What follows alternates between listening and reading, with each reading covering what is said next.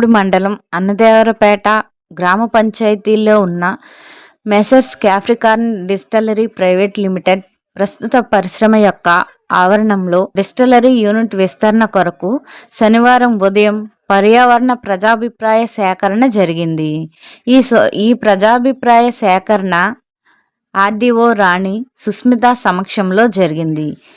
ఈ కార్యక్రమానికి చుట్టుపక్కల గ్రామాలు ప్రజలు పాల్గొని వారి అభిప్రాయాలు వ్యక్తపరిచారు. ఈ సంస్థ రావడం వలన స్థానిక యువత ఉపాధి పొందారని, మున్ముందు ఇంకా యువతకి ఉపాధి రావాలని అన్నారు. ఈ ఫ్యాక్టరీ వలన మాకు ఏ ఇబ్బంది లేదని, పర్యావరణానికి ఉపయోగపడే మొక్కలు నాటాలని, స్థానిక పంచాయతీలకు కూడా సంస్థ తరపు నుండి అభివృద్ధి చేయాలని అన్నారు. అలాగే పేద విద్యార్థులకు ఆర్థికంగా ఆదుకుంటూ ప్రోత్సాహాన్ని ఇవ్వాలని అన్నారు. ఈ సందర్భంగా ఆర్డీఓ రాణి సుస్మిత మాట్లాడుతూ 20 మంది సభ్యులు మాట్లాడారని, 25 మంది లిఖితపూర్వక పత్రాలు ఇచ్చారని అన్నారు. ఈ కార్యక్రమంలో స్థానిక ప్రజలు, తహసీల్దార్ మోహన భారతి, ఫ్యాక్టరీ యాజమాన్యం సిబ్బంది తదితరులు పాల్గొన్నారు. ప్రజెంట్ చేసిన తర్వాత డయాస్ ప్రజలకు ఓపెన్ చేస్తారు. ప్రజలందరూ కూడా ఒకరి తర్వాత ఒకరు వచ్చి తమ అభిప్రాయాన్ని వ్యక్తపరుస్తారు. అభిప్రాయాల్లో పాజిటివ్ ఉండొచ్చు, నెగిటివ్ కూడా ఉండొచ్చు, లిఖితపూర్వకంగా కూడా అభిప్రాయాలు ఉండొచ్చు. వాటికి మేము ఇక్కడ ఆన్సర్స్ ఇవ్వకూడదు, ఎందుకంటే పబ్లిక్ హియరింగ్ అంతా కూడా రికార్డ్ అవుతుంది. సో అందుకనే ప్రతి ఒక్కళ్ళు చెప్పేది, ప్రతి ఒక్కళ్ళు మాకు లిఖితపూర్వకంగా ఇచ్చేది కంపల్సరీ గెట్టింగ్ రికార్డెడ్. ఆ రికార్డ్ అయింది ఎంటైర్ యాజ్ సచ్ మేము కంపల్సరీగా ఏంటి అంటే స్టేట్ లెవెల్ అథారిటీకి పంపిస్తాం. విత్ ఈ గారు, బీసీసీబీ ఈ గారు స్టేట్ లెవెల్ అథారిటీకి పంపిస్తారు. అక్కడ వాళ్ళు దే వాచ్ ఎంటైర్లీ ప్రతి ఒక్కళ్ళ పేరు కూడా నమోదు చేస్తారు. ఉదాహరణకి 20 మంది వచ్చి మాట్లాడారు అనుకుంటున్నాం, ఒక 10 మంది మాకు లిఖితపూర్వకంగా ఇచ్చారు. ఈ 30 మంది చెప్పిన అభిప్రాయాలు కూడా రికార్డ్ అవుతాయి. ఏ ఒక్కరిది వదిలేరు. సో అందుకని అభిప్రాయాలు చెప్పేటప్పుడు మీ పేరు, మిమ్మల్ని ఇంట్రడ్యూస్ చేసుకోండి, మీ పేరు చెప్పండి, చెప్పి మీ అభిప్రాయాన్ని వ్యక్తపరచండి. Now the dais is open for report reading.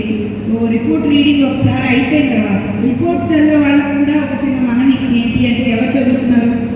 Okay, తెలుగులో చదవండి, నెమ్మదిగా చదవండి, క్షుణ్ణంగా చదవండి, ఏది స్కిప్ చేయండి. Okay, thank you.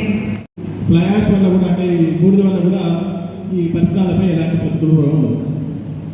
ఇంకా ఈ చెత్త పెంపకం కూడా 33% యాజ్ పర్ ఎంఓఎఫ్ మార్క్స్ ప్రకారము మొత్తం 9.9 హెక్టార్లలో 3.1 హెక్టార్లలో మేము ఈ చెత్త పెంపకం చెప్పడం జరిగింది. దీన్ని ఇంకా బాగా నిర్వహిస్తాము. అందువల్ల కూడా ఈ నీటి అవసరంలో కానీ, ఈ నీటి పరిశ్రమలో కానీ, వాయు పరిశ్రమలో కానీ, ఈ మన భూ పరిశ్రమలో కానీ ఎలాంటి ప్రతికూల ప్రభావం ఉండదు. ఇంకా ఇప్పుడు ఆల్రెడీ మేము ఎగ్జిస్టింగ్ ప్లాంట్లో ఈ ఈటీపీ నుండి వచ్చే వేస్ట్ వాటర్ని కానీ, ఈ మన చిన్ని నుండి వచ్చే దాన్ని కూడా పరిశీలించడం జరుగుతుంది.